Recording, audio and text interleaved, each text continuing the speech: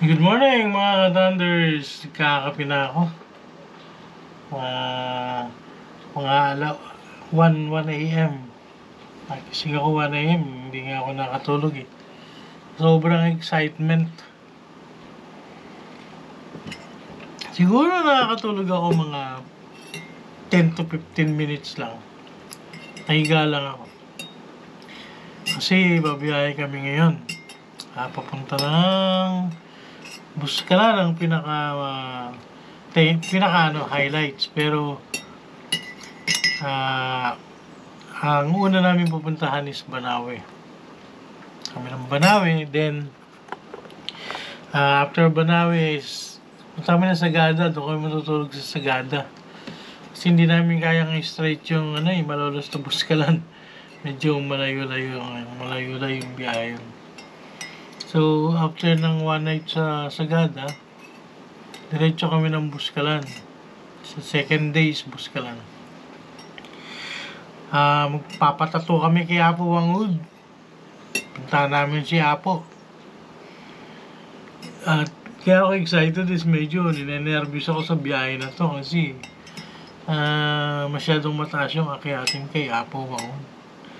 Baka palaisipan sa akin kung kakayanin ko pa kasi biro mo senior na eh, tapos aakyat ng ganong kataas, more than 100 step yun, mapakataas. So doon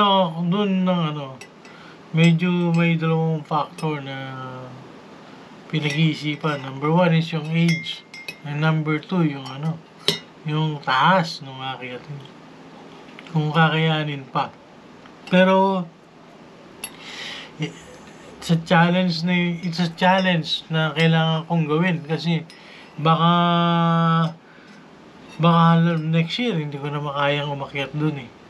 And baka hindi rin natin masabi kasi yung edad ni Apo, baka mamaya wag naman sana, di ba? Baka mamaya biglaan. So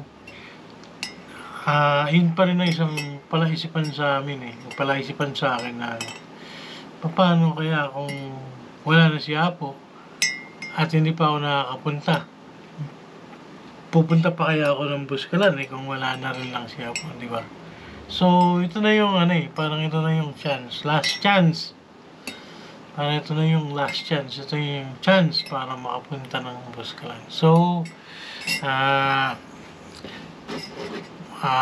maliligo na ako, then punta na ako sa meet up place namin. Kanina pa tumatawag si Pops Niles. So see you there in Buskalan, mga ka-thunders.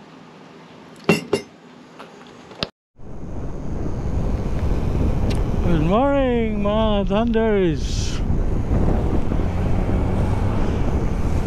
Time check 2 a.m. Usual, late na naman tayo sa meet-up point sa Tabang.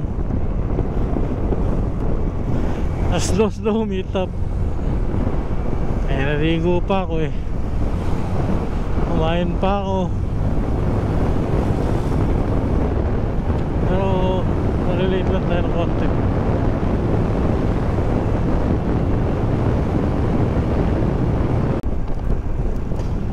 Gusto rin pumunta daw sa Baguio kami matutulog. So medyo marami-rami itong biyahe na to. Komplikado ng konti. Pero mapupuntahan lahat kasi the way.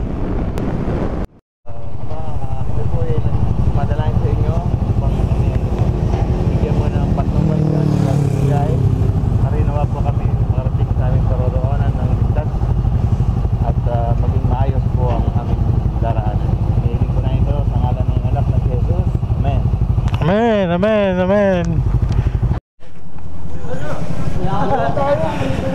Stop over kami para umihi at mag-regroup. Meron pa palang second group na kasama. So, bali 2, 4, 6, 8 pala kami lahat. Balik tayo. Tuloy nga, MDL pa lang yan ha. Alas 5 na ng umaga. Diyos na yata. San Jose or Diyos. Time check. It's 5:45 AM. At malamig dito.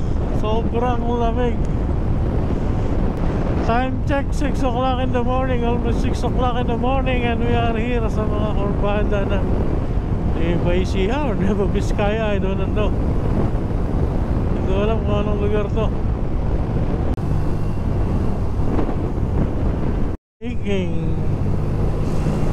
Luya, luya! Na tayo bumili ng luya, no? Ayun, luya. Bibili ka ba? Sayang, luya. Magkano? Magkano? Punta sayang, bili. 160 ba sa atin? Okay, sa bayan na lang. 60 lang difference eh.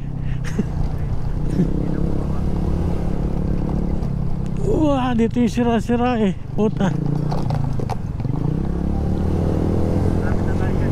Kaya nga, yan dito yung mga sira-sira eh.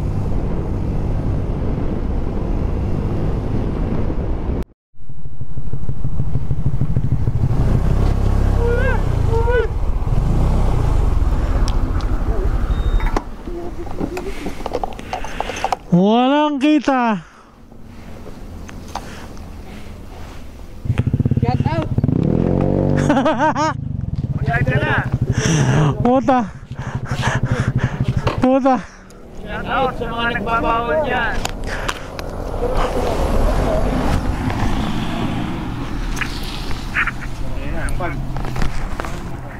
Hanip.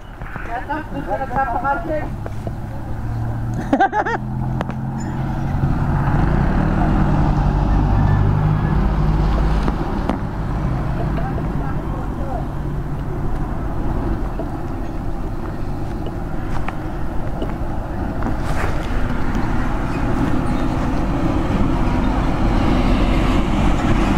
Dito na kami sa Argo ng Nueva Ecija at Nueva Vizcaya boundary. At napakakapal ng pag. Ang kapal ng pag.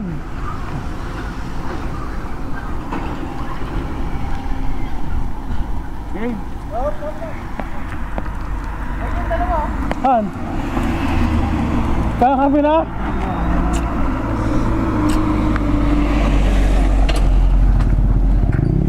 Nueva Vizcaya. Yun yung signage na yun.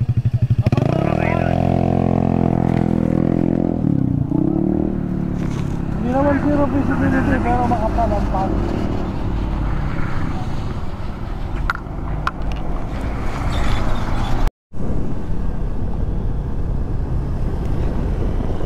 Good morning mga Thunders. Time check 7 in the morning. Ano kami ngayon sa Santa Fe. Almost 5 hours na kaming nagbabiyahe. And 3 hours pa to Banawe.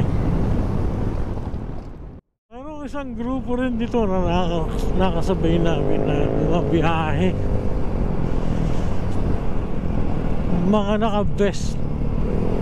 Shout out kay mga naka-vest sila. Ano bang Black Nazarene kanilang grupo.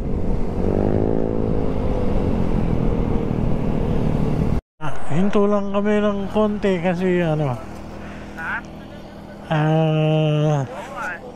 check yung coolant ng motor ni Brian. Ay, motor ni Joma kasi Bili tayo. Ha? Pag may shop. Oo, basta may shop, walang problema, hinto tayo. Okay, ito tayo.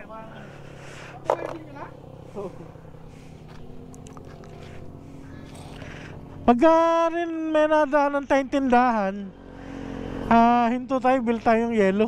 Yung Simbahan? tindahan. Sari-sari store. Bili tayo ng ice cube. Lagay natin.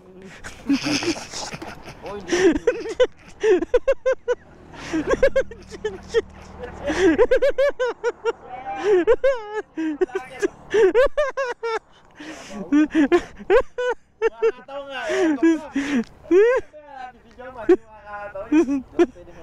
Pag humatawa ko, sigurado bulwak na naman. Nakabulin ni John. Oo. Tama. Tsaka hindi naman ako lumalagpas ng 80. Wala lang tama ito.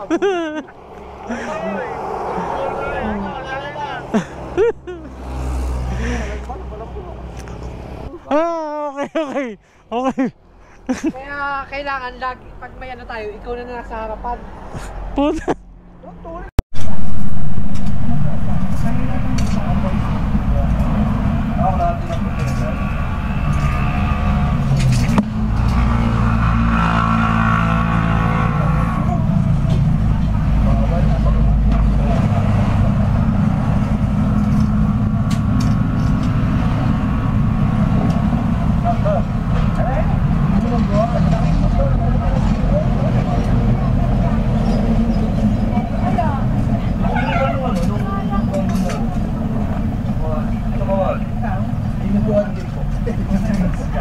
Puro kayo dinuguan na. Reklamo na tapos magdidilungguan ka. Kaya nga dinuguan. Hindi na yun. Parehas naman yung presidente. Ang sabaw po. Dinuguan na rin. Sabaw po. Sabaw lang mo na. Sabaw. Sabaw po. Iwas na rin. Hindi na ang problema. Ano yun? Kung magdidilong na yan. Sabaw na lang po. Huwag lang sumunod sa akin. Saan naman tayo nilagyan? Salamat po. Bagong luto pa yung luwan. May kapasok pa.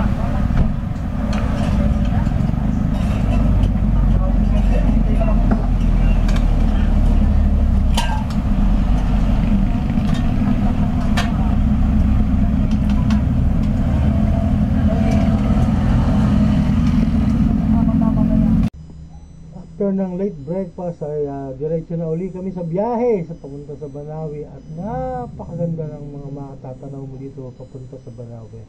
Madami niyan papunta sa Sagada. Ang ganda. Puta. Napakanta na naman si Pop Nile sa gandang panawin.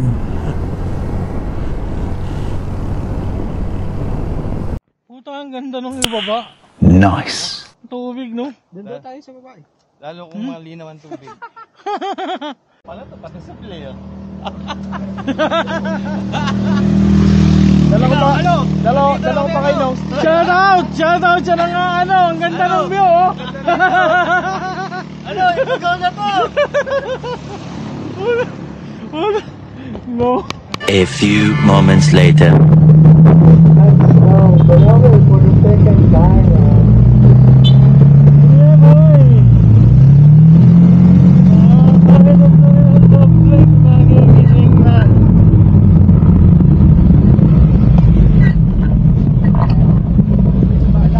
Siyempre, need natin mag-iwan ng bakas kasi nung unang punta ko dito, hindi ako nakapag-dikit ng sticker. Pero now, mag-dikit ako kasi may dala ako mga sticker today. Lunch break tayo guys sa ating paboritong kainan ng papaitan. Black rice. Sa Banawi. Kain. Patuhan nila. Kaso, sige. Live na kami. Okay. Picture nga ba dyan? 1, 2, 3. Nakatay sa selfie ba? Set out. Dumaan kami ng view deck para magpa-picture and tingnan yung view ng Banawi Rice Terraces. At mamahinga lang ng konti para diretso na ulit ang biyahe namin.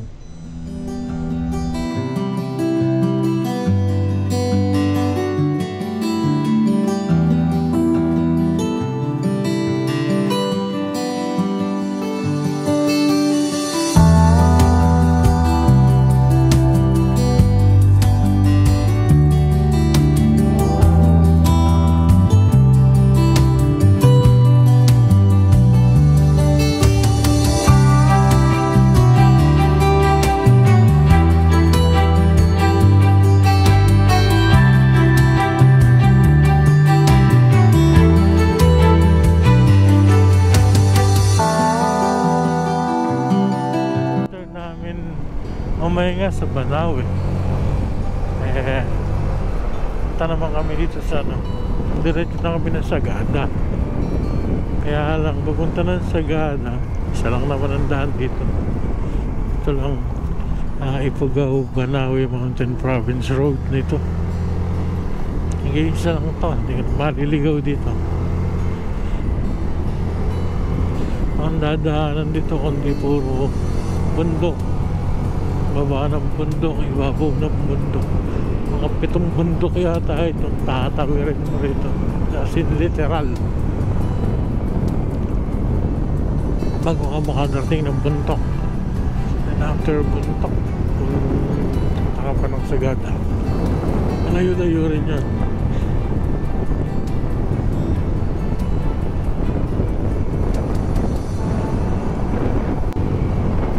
Dito is literal na talagang malayo sa abiyas na. Ang mga bata naglalaro lang sa gilid ng bundok. Sila natatakot.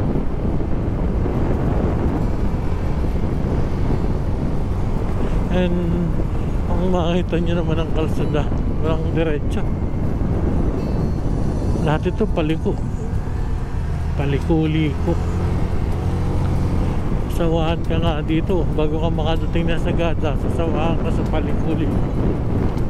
Dito hindi masyadong matarik ang likuhan, pero papunta na Sagada ay ano, medyo matarik na doon. May mga U-turn na doon. U-turn paakyat at pababa.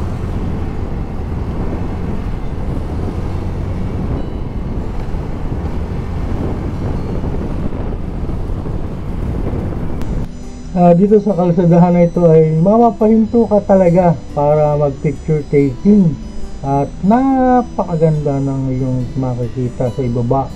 Kaya hinto muna kami, pahinga at picture. Gar, nagdito na kami, Gar!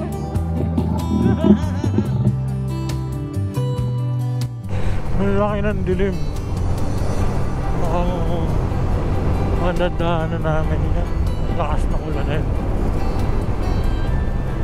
Hindi kalayuan ay nakakita na naman kami ng magandang view. Kaya hinto na naman, picture ulit.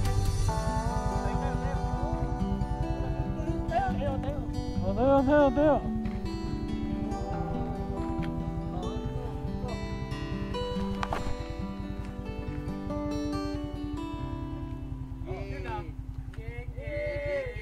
Ano ba? Gar! Ano na, Gar?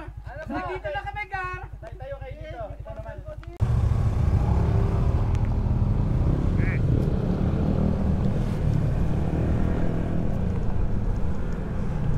Ano ba yan? Lumot ba yan?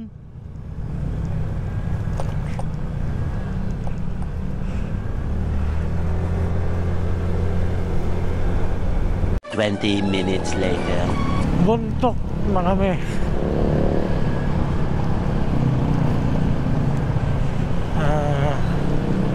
Na-manage na yung mga kurbada.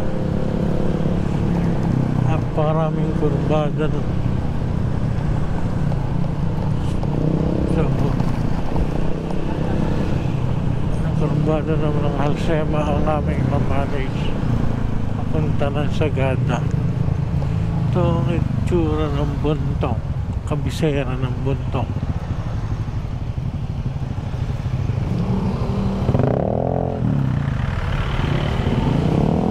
After Buntok ay nasa Halsema Highway na kami. Papunta na kami ng Sagada. Dito medyo critical ang kalsada rito. Maraming paliko-liko na medyo matindi. So, nasa sayo na kung mag-iingat ka or walasubas ka na magmaneho. Kung alam mo na delikado, mag-iingat ka na. Huwag mo nang isagad ang yung speed.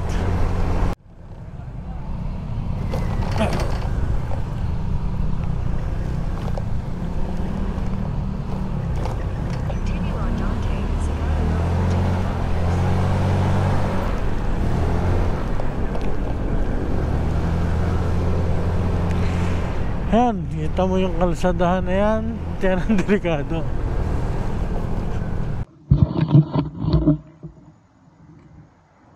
Second time in Sagada. And eto na nga kami, narating na namin ang Sagada, pero wala na sa mood ang mga ito na magpa-picture. Masakit na daw ang puwit sa sobrang haba ng biyahe. And at the same time, naghahanap na ng CR. Magbabawas na daw sila. So, hindi ko napuputuloy yung aking video para makapagbawas na itong mga ito.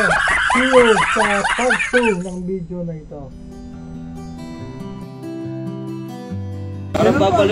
Dito pa lang sa boundary ng Nueva Vizcaya is malamig na. Paano pa kaya doon sa pupuntahan namin? Banawe, Buscalan, Baguio, Tino.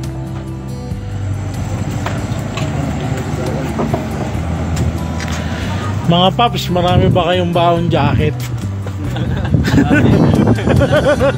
Shout out dun sa nagpapaano. Kaya ano?